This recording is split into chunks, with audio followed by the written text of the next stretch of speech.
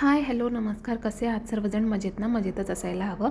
तर मग आजच्या माझ्या व्हिडिओचा विषय असा आहे की मी आज तुम्हाला झटपट होणारी मेथीची पातळ भाजी कशी करायची ते दाखवणार आहे. तर मी कढईमध्ये 1 चमचा तेल घालून त्यामध्ये बारीक स्वच्छ धुवून घेतलेली बारीक स्वच्छ धुवून चिरून घेतलेली मेथी घालणार आहे आणि त्याचबरोबर चवीला टमाटो घालून 2 मिनिटं वाफवण्यासाठी ठेवणार आहे. त्यानंतर मी इथे फोडणीची तयारी करत आहे, ज्याला आपण तडका म्हणतो. कढईमध्ये 1 पळी तेल गरम करून घेतलेलं आहे मी. त्यामध्ये मी मोहरी, हळद, हिंग, जिरे हे सगळं घालून फोडणीचा तडका बनवणार आहे. तर मोहरी आणि जिरे छान फुलल्यानंतर आपण त्यामध्ये हिंग, हळद घालून कढीपत्ता घालून घेणार आहोत. फोडणी ही खमंगच झाली पाहिजे. फोडणी जर कच्ची राहिली तर आपल्या भाजीला अजिबात स्वाद येणार नाही, म्हणून फोडणी ही व्यवस्थित खमंगच झालेली पाहिजे.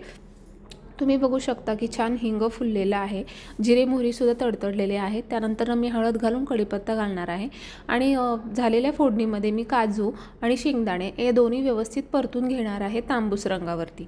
त्यानंतर मी याच फोडणीमध्ये बॅडगी मिरचीचं तिखट, आपण ज्याला कश्मीरी लाल पावडरसुद्धा म्हणतो, तर बॅडगी मिरचीचा तिखट मी यामध्ये 2 चमचे घालून घेणार आहे, ज्यामुळे की आपल्या भाजीला खूप छान कलर येईल.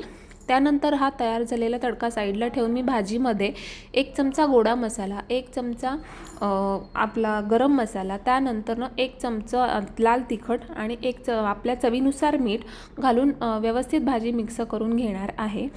तुम्ही बघू शकता आपल्या चवीनुसार आपण मीठ घालून घ्यायचं आणि कन्सिस्टन्सीसुद्धा ॲडजस्ट करू शकता तुम्ही. त्यानंतर तयार झालेला तडकासुद्धा मी भाजीला देऊन घेणार आहे. तुम्ही बघू शकता की मी आता व्यवस्थित तडका देऊन घेते भाजीला. व्यवस्थित ढवळायची आहे भाजी. तर ही भाजी खूप छान लागते. थंडीच्या दिवसात एक बेस्ट ऑप्शन आहे हा. ही भाजी खूप हेल्दी असते. मेथीमुळे आपली शुगरसुद्धा कंट्रोलमध्ये राहते. तर ही भाजी खूप छान टेस्टी लागते. आणि त्यानंतर मी चवीपुरता गूळ घालणार आहे, कारण मेथी थोडीशी कडवट असते, त्यामुळे मी गूळ घालणार आहे. ही भाजी तुम्ही कशासोबतही एन्जॉय करू शकता. चला तर भेटूया नेक्स्ट व्हिडिओमध्ये. बाय.